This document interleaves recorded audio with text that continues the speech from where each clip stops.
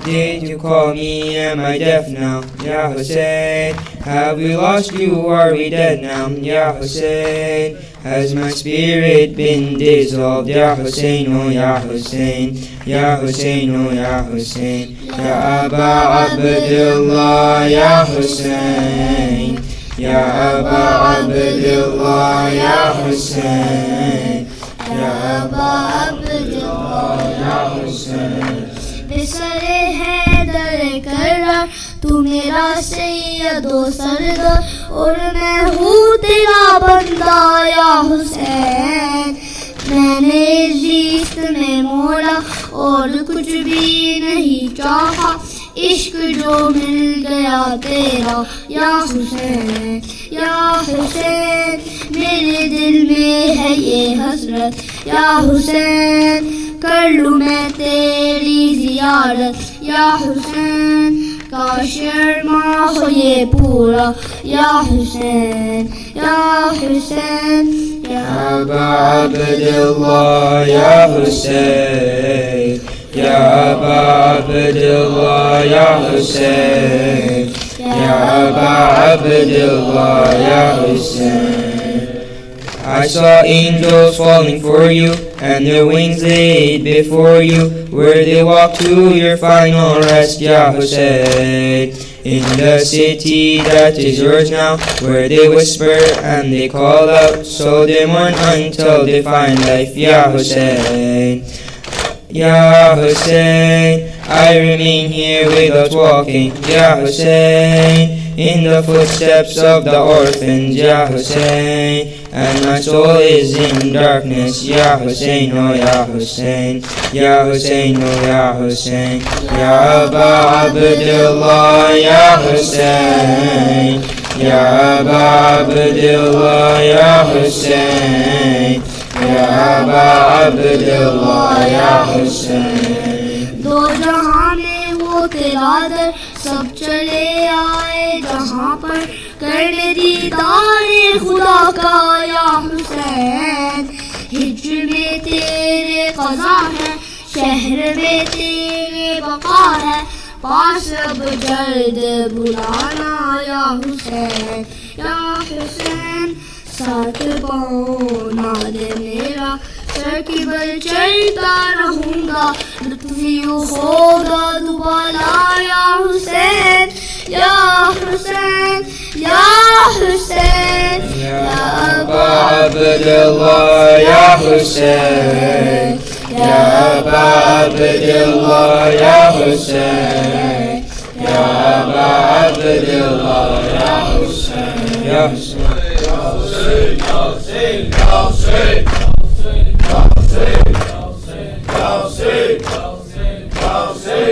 آتی ہے سکینہ کی صدا, کرب و بلا سے آتی ہے سکینہ کی صدا, کرب و بلا سے. امو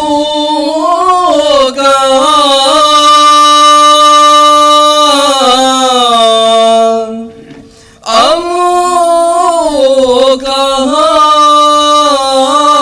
کہ ہم ہیں ابھی پیاسے, آتی ہے سکینہ کی صدا, کرب و بلا سے آتی ہے سکینہ کی صدا, کرب و بلا سے. پھٹتا ہے جگر پیاس یہ لے لے کی میری جان, پھٹتا ہے جگر پیاس یہ لے لے کی میری جان, پھٹتا ہے جگر پیاس یہ لے لے کی میری جان, پھٹتا लेगी मेरी जान। बच भी गई बच भी गई गर शिमर के दुर्रों की सजा से। आती है सकीना की सदा कर वो बला से। आती है सकीना की सदा कर वो बला से। बेशीर के होंठों पे नहीं प्यास का शिकवा। बेशीर के होंठों पे नहीं प्यास का शिकवा। तर कर दिया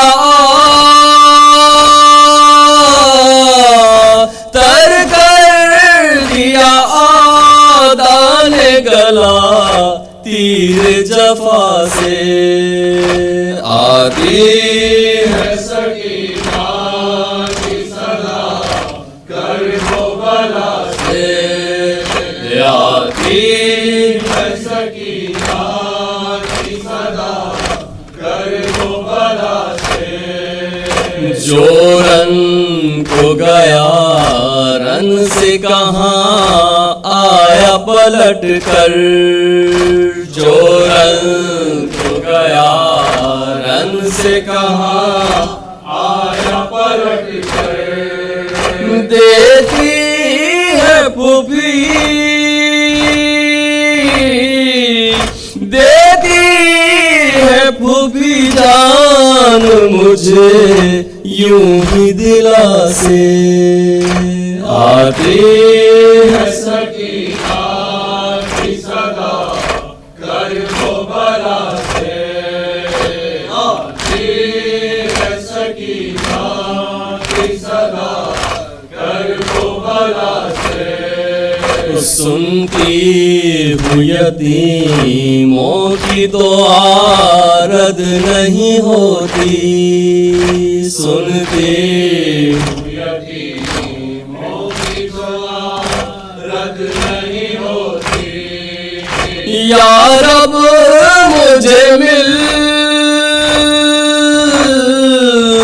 यारा मुझे मिलवा दे फिर एक बार चचा से। आती है सकीना की सदा कर वो बला से। आती है सकीना की सदा कर वो बला से। अम्मू का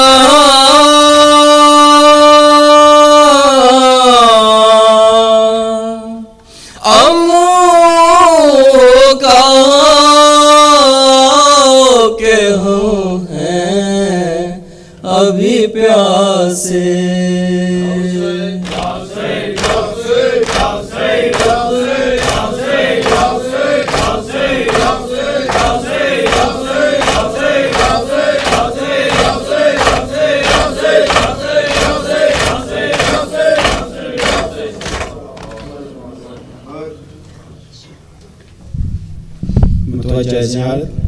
السلام عليك يا نبي الله.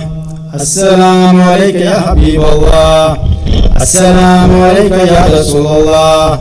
السلام عليك يا حجة الله.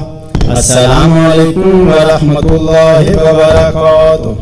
السلام عليك يا أبا عبد الله الحسين الشهيد. السلام عليك يا ابن رسول الله. السلام عليك يا ابن أمير المؤمنين وابن سيد البسيجين.